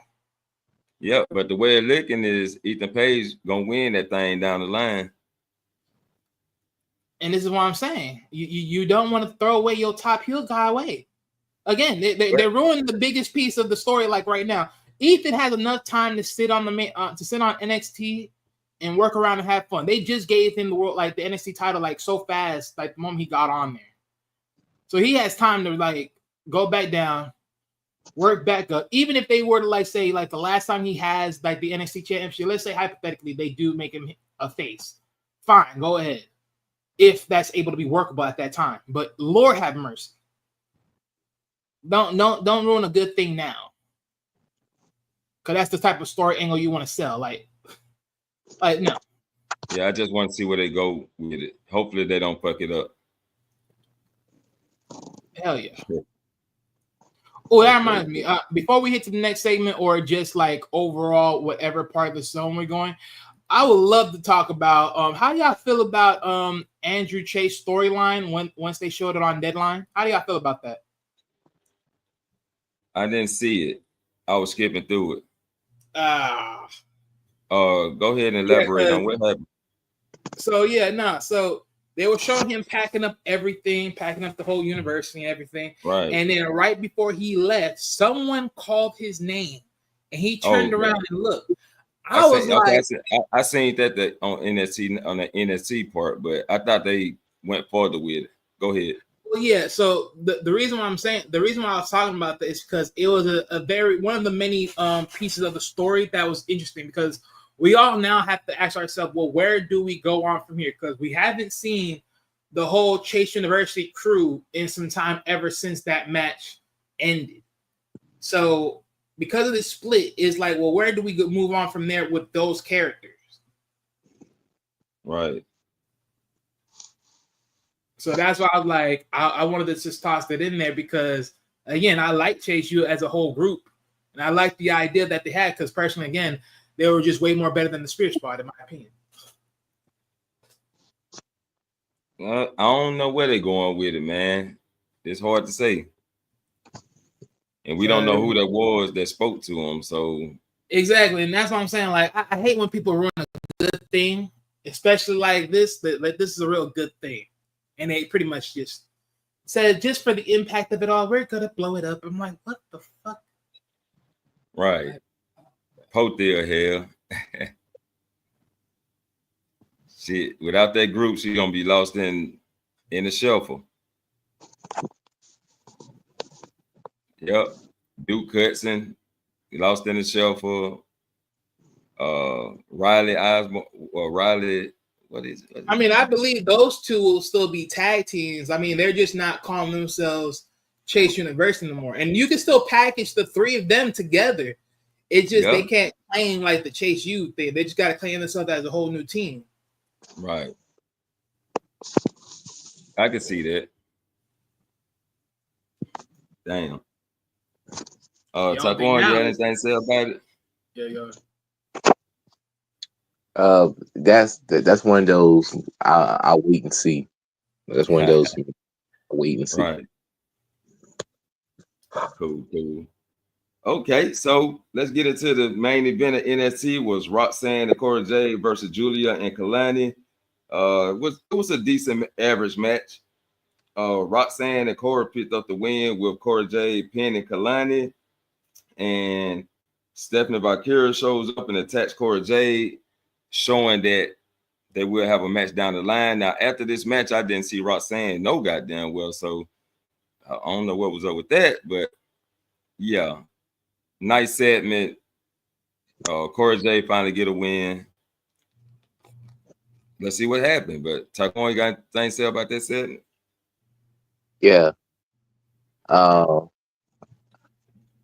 want to see Cora and Stephanie, but also them win this tag team match is pretty much telling me, all right, they're gonna pull the trigger on Julia at New Year's Eve. That's what I got from this. I already called this story. They're gonna pull the trigger. And I would believe, because why make her lose not once but twice? Yeah, I can see that. You got to think about that. And that's why I told you before, like when we painted the map towards this, I literally said Julia's gonna definitely win there. And in the visuals, they more likely will probably run it back at Vengeance Day. And if they don't, then it's like, okay, we probably get Julia and Stephanie Valkyria at Vengeance Day. And then at Roadblock, you run it back one more last time between her and Roxanne. But we all know at that point, you pretty much are basically signaling off that Roxanne's moving to the main roster. Supposedly. Yeah. Now, again, do I think she should? I say this. Let's see where the women division is on the main roster before we even send her up. Because I ain't gonna lie, I'm telling you right now, I'm very much not in gripe with where the women division is, to the point of calling any woman up to the main roster. Just don't want to. No. Because Lord knows, I don't need, because we already know the whole music switches. We already know the whole new storylines and how you're going to implicate this stuff. And because they have Cora Jade and her being a team again, now they're wearing the same clothes again. I don't think so. They're going to pull that trigger to send them to the main roster at this point. Unless you send both of them to the main roster. Right. I have a question for y'all. All right. WrestleMania weekend, NXT stand delivered the big three triple threat for the NXT women's title. The big What's that? NXT Oh, stand oh, deliver. oh, All trying the to talking about yeah, Bianca, Naomi, and Jade. no. I'm talking the big three NXT: Julia, Stephanie, and Zara. Triple threat. Oh, NXT deliver. Wait a minute. When will Stand and Deliver be? That's WrestleMania weekend. No, it won't. No, it's not. I thought stand deliver was WrestleMania No, weekend. yeah. no, that's I thought Roadblock. Oh, when? Yeah, Wait, that's why I said earlier. Like Roadblock will more likely be Juliana versus Roxanne plus more time. When stand and deliver? Before then or Stand and after? see, no. Stand and Deliver is hold on. Let me go look back at this list. So Stand and Deliver. Wait, did they even have Stand and Deliver? Yeah. Okay, yeah. So Stand and Deliver is April 6th. So that's after the Hall of Fame ceremony. But hold on, because when I'm looking at this list, they showed me that there is no Stand and Deliver. Okay, wait. I'm sorry. Okay, look. Sorry. So Roadblock is not the final show. I'm so wrong. So they just not showing the icon yet. They haven't shown the new. I guess they're making a whole newer visual of the icon of Stand and Deliver. But yeah. So okay, Stand and Deliver could more likely be the triple threat match between. Okay, yeah. What Taekwon said earlier. My bad. Yeah. But I do think it's gonna be Zarya going for the women's North American Championship. Yeah, by that time. Man. I mean, they haven't pinned her there yet, but we'll see what happens. But I ain't gonna lie, I'm more close to like what Taekwon's saying because they're keeping her real close to the main card title. Yeah, I can see that though. For that, sell tickets and shit. Yeah. I mean, because let's be honest, them three girls, they're gonna be working around each other for a long time on NXT right now. So I won't be surprised if you throw that in there now. Right. Versus later. I can see that. And the way you think about what Stephanie Valkyrie was looking, she's coming for that title. For sure that. So, and let's be honest, even though Zora didn't had like that pretty much of the big ups in the match, one thing you can say, Zora was putting bodies left and right in that Iron Survivor match, and boy, she was like she was pretty much like a nice mix between hitting the F5 and then hitting the spear. I'm like, oh yeah, this is why I see why people say she's pretty much the female Brock Lesnar. Lord have mercy, beating the daylight out of these motherfuckers. I was laughing my ass off. Yeah, that was nice. That was a nice match. So yeah, I can definitely see that triple threat eventually down the stretch. So that's why I'm like, I won't be surprised they keep her towards the mid-card title because they can definitely work around the block. I think they just letting her just roam around and just let her have fun with these other segues because that's just what it is for right now. Right. Damn it, boy. Well, that's that concludes NXT, Raw, and the predictions for Saturday night main event. I got to get up out this thing though, boy. I swear I'm tired out, boy, drained, boy. I ain't got the energy. Any final thoughts, Taekwon? I was waiting to see. Wiley, any final thoughts? Final thoughts. Hey man, look. When they crown your new NXT champion with that whoo, just know for everybody, just look. Don't even bother coming up, bro. Just don't even bother challenging. No, just know. Just hand him. Just know. Call him the unsung king of this whole division, where he motherfucking get that title. Because bitch, it's over, bro. It is over. I'm sorry, Trick, bro. You became champion for no reason, dog. You became champion for no reason, kid. You about to get your whole world taken from you. Damn. God damn. Well, because Oprah is definitely going to be a challenge he never had. Not even in the Palmer Ridge. Yeah, Oba gonna have a long ass reign. I can see it. Hell yeah, unless he get injured. Yeah. And he That's barely all. even gets injured. Yep. And that's it, people. Don't forget, if you're new to the channel, hit the subscribe button, man. If push the like, hit the like button. Make sure y'all hit the like button. Push the motherfucker, cause it ain't hard. Push the button. Come on, push the button. Come on, push the button. Yeah, come on, push your button. Push the goddamn button. Push the goddamn button. You heard what she said.